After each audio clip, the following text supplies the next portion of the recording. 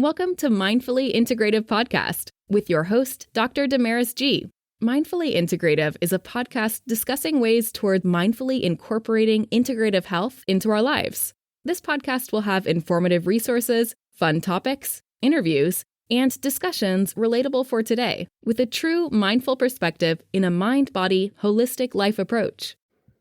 So this is Dr. Damaris Maria Grossman, Mindfully Integrative Show, and today we're going to go over GI Map Part 2.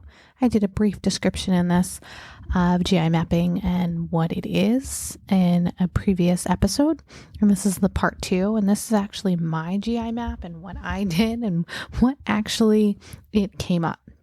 So what is this? So first off, when you're looking at the internal effects of a profile, you first have to know what it is. So GI is gastrointestinal, and what I had to do was it's a comprehensive profile of a person's insides. And how do you get that? So the GI tract starts from the mouth and goes all the way down to the rear end, and the poop comes out. So a way to track this is actually by testing stool. So I did this test on myself before I went to get other patients tested because I wanted to see, where I lie in and what I needed to do to make my biome and microbiome better. And if I didn't live by the changes in my microbiome and do things to improve my health, then I don't think I would be a good provider for others. And I also wanted to have a good indication of what exactly was this mapping. So what it is the mapping takes results from like I said, your digestion. It all starts in the mouth and goes all the way down to Uranus through the stool. So in the testing, I had to send in large supply of stool to this manufacturer. The manufacturer that I used was Genova Diagnostics, and it comes back with this really very complex, comprehensive profile. So when I'm looking at someone's profile, I would look at these indications and see if there was things that were going on. And when I was younger, I did have a lot of maldigestion and inflammatory responses. So I thought maybe I would be best with my diet changes and my with my food, have things improved, or are there still things that I could do better? So I was actually quite surprised by the changes in my patterns and what came up. So in this profile, of my profile specifically, and what I would use for patients at my clinic, at the Integrative Mindful Comfort Clinic, would be these 6 parts that come up are first maldigestion, inflammatory response, dysbiosis, metabolic imbalance, and infection. So these are different parts of the profile. And when you think about it, you have inflammation within the body, the gut microbiome, and then you have digestion. So inflammation is not always negative. It just depends upon what's coming up. Then you've got the gut microbiome. Is it in like a leaky gut or not biosis or dysbiosis? It's not showing a symbiotic relationship or a nice balanced relationship. And then you've got the metabolic imbalance, like how is your overall prebiotic support and your metabolism? And is that something that's coming up? Maybe there's an insulin resistance. Is there infection? Do you have some sort of parasitic or general infection within the body? Or are you just not digesting because of some sort of malnutrition, previous history, your birth, your diet, many of aspects? So for mine, I'm going to go over what my recent sample was and what I need to work on. And then these areas I'm going to identify, and then you'd see whether it was good or bad, what would be a benefit for someone else, let's say. So first off, maldigestion. You would get kind of a green-red, or would be kind of the spotlight or stoplight. Red, green, yellow, Red would be bad, yellow would be okay, and green would be good. And then you might get a gray, meaning there's some problems or room for improvement. And then it gives you a number. Less than 2 is no need for support. 2 to 3, you need some support. Moderate need for support, and then high need for support. From the 5 different areas, I needed 1 was very off, and 2 were good, and 1 was okay, and the other one was not so bad. So my maldigestion was a 0, meaning that I am digesting the foods that I break down. I am eating the quality amounts of fat. My pancreas is working. Pancreatic elastase, which is the biomarkers and the enzymes are breaking up. So my pancreas is working properly. I don't have excess fat, and I am breaking up the proteins as needed. This also means that my digestive enzymes are doing what they need. The betadine hydrochloride in the stomach is doing what it needs. I have enough apple cider vinegar that I've used to help me. Mindful eating habits, where you're not eating so excessively.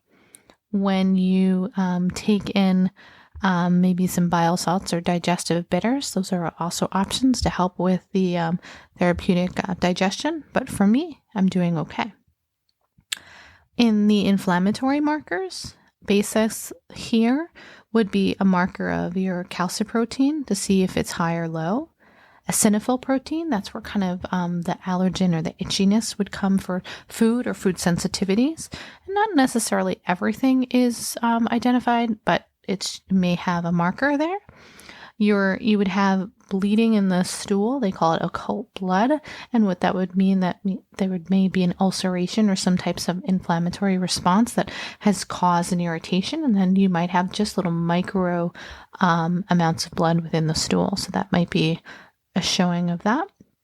And then the secretory of IgA is in immunoglobulin A to see if there's anything that's identified or sensitivity.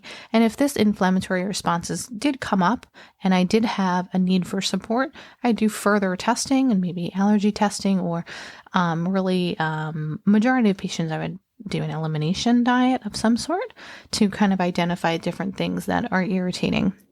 Now for myself or for anyone else to make sure that their numbers are low or they've gotten a good number. For myself, I'm at a 0, but I've been working on the inflammatory response for myself for about 5 years. So I really felt that what I've put in my body has been a direct effect, but you can actually fix your inflammatory response within about 6 months. So food sensitivity testing, working on elimination or quality foods, either identifying if it's dairy, gluten, or some other type of food that may be irritating you, options of things to help supplement-wise are things like zinc, carnosine, L-glutamine, quercetin, turmeric, omega-3, things like of that nature. Now, for my third area of my gut, that is called dysbiosis. And I actually have still a little dysbiosis within my body. And that means that my microbiome diversity is still reduced, and I really could use more strains. They call it bactricide and butyrate. And then I've kind of had an excess of things, and I'm really still need more treatment to get it into shape. The microbiome is still kind of in its infancy in the sense of how much studies we've done on it, but there is so much research on the effectiveness of how the gut biome and the autoimmune diseases. And for me, it means that I still have some work to do, and that for me to get into optimal non-dysbiosis and imbalance, I would benefit from more of a pre-probiotic foods, which I'm very big into probiotics. And prebiotics are kind of like the vegetables and fermented foods. Increasing dietary fiber, that means I still need more.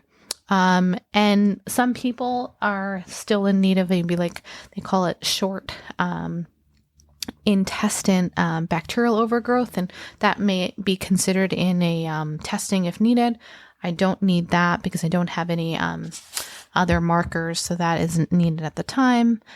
Intermittent fasting is a benefit for some individuals because it helps with, there's been a lot of studies that have shown that at least a 10-hour amount of without food, your body has time to rest and digest. I mean, if you just keep eating, you don't give your time to kind of let the body sit and reset. And that's why they do call it rest and digest for a reason. We just keep sitting in this imbalance. We are definitely having trouble. And this also is a room for a lot of intuitive eating. Another area, the fourth area in this mapping is called metabolic imbalance. I actually am way off, and meaning that I was surprised. I thought I was a little bit better, and I need work. I still need work. And I've said this to other people that, I know that it's an area for me to work on. And for me, my metabolic imbalance is off, meaning that if I don't correct my metabolic areas, I'll go into a syndrome, and then I could go into these other areas of imbalance. So what it means is that my short chain fatty acids are high, my beta glucuronidase is high, and I don't have the adequate amount of pre and probiotics and dietary fiber to help get out of this imbalance. I need more quality resistant starches, more like potatoes, high fiber starches, more fermented foods. I would benefit, and I do take now, calcium D gluconorate, which is a benefit for me. And that's another way of getting in some of the high dense vegetables. I also do a supplement to get my high dense greens in. My spinach smoothie isn't going to be enough, so I add in a pack of high dense greens. So there's a lot of chloria in there, spirulina. There's an array of nutrient dense greens and pre and probiotics now. So that's just one factor. Overall, my gut health is fairly healthy. I'm maybe on the outlier of plus 8%, which is not bad. It could be a lot worse, but I know that through the years I have been working on it. And with patients, this is a factor in how you feel. The way your biome is, it will affect your illnesses, your autoimmune, depression, anxiety, and other fibromyalgia, overall illnesses. And if you can fix some of these imbalances, you will fix a lot of illness. Like, for example, my imbalance means that I'm not taking in enough greens, not taking enough fiber, and I want to make sure I correct this, or I will go into type 2 diabetes or some metabolic syndrome. So then the fifth area is infection. This is kind of where you would see if people have parasites, microbial issues, if they have abundance of yeast, bacteria, candida, and sometimes you can even test for any toxins, but that would be further testing that would be needed. So for me, my infection rate is low. I don't have an abundance of things. So when I go back into my testing overall, I don't have an exorbitant amount of medication needs because of infection. So when I look at the infection rate for me, my biomarkers are very low. And what that tells me is that I didn't have, or I do not have at this time, an infection. So I don't need antibiotics or antiparasitics or antifungal for candida. Like they call it, protozoas would need antiparasitics. No overgrowth of any sort. It's not detected, which is pretty important because you never know. There's a large percentage of people that do have that, or excess of their microbiome or their SIBO, and it causes that dysbiosis and need for change and correction. What I do need to work on more is, like I told you, the dysbiosis of the overall bacteria, more fermented grains and such. So that's definitely an area that I need to work on, identifying better short chain fatty acids and such. My balance is pretty good, but I still, could be doing better. The abundance amount of healthy bacteria that they call, so I'll come up with some of these names. They may sound a little foreign. So there's Bacteroidetes phylum, Firmicutes phylum, Actinobacteria phylum, Proteobacteria phylum, Erochidophyllum, and Fusiophyllum, and Vercromicrobia phylum. So in the first one, that is more in the plant-based diet. That's helpful. I'm pretty healthy in that area. I could do a little bit more. In the Firmicutes phylum for myself in my biome, I have a pretty good steady amount, which means that it's good for anti-inflammatory. My bacteria in the plant-based diets, I have a good healthy amount. In the E. coli Protobacteria, some species, it helps with getting the simple sugars. And this other one called Uracarti phylum is used to help with the methane absorption. So there is some good bacteria within the body and there's bad. For my overall pancreas, like I was saying before, that's in a good level. My, in the total, so when we talk about cholesterol and how it is, it shouldn't be coming out in the stool. And if it is an excess amount, that is kind of gives you an indication that your body is full of excess fat. I mean, fat isn't the enemy. It's just a matter of how much it's distributed within you. And for me, my total fat is at a good level. So that's excellent. And that's not for everybody. Not everybody has, but if I did see that being higher for someone, I would indicate that as a concern. And then metabolically, as I told you, my metabolic area needs some work. So my short chain fatty acids are low. It needs to be increased. And to do that, I need to have butyrate, or I need to have more calcium G gluconorate, or I need to have more resistant starches and quality cruciferous vegetables. My inflammatory response is doing well. I don't have any sensitivities at this time to some foods. So I'm eating the right foods within my body. That's what it means, is that most of the foods that I have been eating have not affected my inflammatory response, which is excellent. And I'm happy about that. The overall immune system is doing well.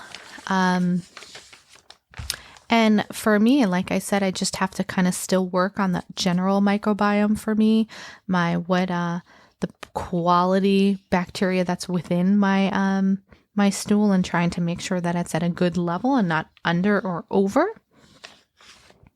And the cultures overall, like when people talk about probiotics and what you have within the body, I do have a lot of the lactobacillus. I do have your body does need E. coli in certain areas in the colon, so that is proper. That's a quality need. And there's additional bacteria that is there, and those are at safe levels. And as I previously said, I don't have any parasites or protozoas. And so for my overall treatment is, like I had stated previous, the cruciferous vegetables, identifying what is quality foods for me and not great foods. The other great thing that I did love about this GI mapping is that it identifies, as a provider, sometimes I have to do culture and sensitivity testing to see what antibiotics patients need in necessity. I try not to give antibiotics that often, but if I have to see if they are in necessary, what they're sensitive to and what they're not sensitive to, resistant. So if they're sensitive, that means the antibiotic will work. If they're not sensitive, resistant, then it won't work. So for me, what I found out is that I have a resistance to ampicillin, which I was surprised, but I shouldn't be surprised, because what this means is when I was younger, I was premature and I was on a feeding tube, and I probably had a number of IV infusions of ampicillin. So I probably now have a resistance to it because I probably had it at such a young age and larger amount of it, so that it will not work if it was given to me now. And that's something that I couldn't control. I was trying to survive and not get infection at that time. And that was what worked for me then. Now, for other people, they may not have that that may not come up as a resistance. I had an intermediate resistance to Augmentin, maybe because I had throughout the years, I did have some sinusitis and inflammatory nose infection, like sinus infections, and I was given Augmentin from time to time. That could be a factor. That's why when you give antibiotics, or a provider gives you an antibiotic, you really need to be mindful of how much you're taking, because it does a number on the system in the whole microbiome, and it will suppress the rest of the bacteria, the good bacteria that you need to help heal and grow. But I am sensitive to all the rest of the antibiotics available, which means that I wasn't really given a lot of antibiotics throughout my life so far. I am mindful of when I'm given it, and I try to definitely take a large amount of probiotics in need. And if I ever feel that I'm having trouble with the excessive probiotics or antibiotics at all, there's also some natural things that I can take, like oregano, berberine, and uva. So that is, in a nutshell, my general map. The reason these things are so important is because they are connected and part of the whole equation of the bacteria and how it can affect IBS, IBD, metabolic syndrome, chronic fatigue, autoimmune, type 2 diabetes, high blood pressure, and even mood disorders. So it is such a important point that we don't always identify as needed to look at. But when we see that the gut is kind of that second brain, it really is giving us an interpretation of what we put in our body is part of the medicine. So for me, if I didn't start changing and identifying my behaviors and what I'm doing on a regular, I would always be depressed. I would not be managing it. I would be increasing my fatigue and metabolic and type 2 and maybe blood pressure issues forever and never changing it. And I don't want that. I want to make a difference. I want each day to be better, and I want to live longer for myself, my family, and my son. So I hope a little bit of this helps and you get a little insight. And I enjoyed talking with you guys. If you guys have any questions or any other things, or at some point you want to connect with me for a televisit, I will put in the show notes the way to contact me. My text message me at 732-355-3469. And you have a wonderful day, and make sure you find a mindful way each and every day. Thanks. Bye. Thanks for listening to Mindfully Integrative with Dr. Damaris G. Make sure you subscribe so you don't miss an episode. If you enjoyed our show, support us by leaving a mindful review on Apple Podcast or your favorite streaming site. If you would like to be a guest of our show or interview, email us at info@damarismaria.com. If you want to learn more about the resources mentioned in the podcast, you can find those in the show notes. To connect mindfully with Dr. Damaris G, reach her at www.damarismaria.com or connect via social media links. We appreciate your time connecting here with us. May your strength and peace within bring you more balance every day. Namaste.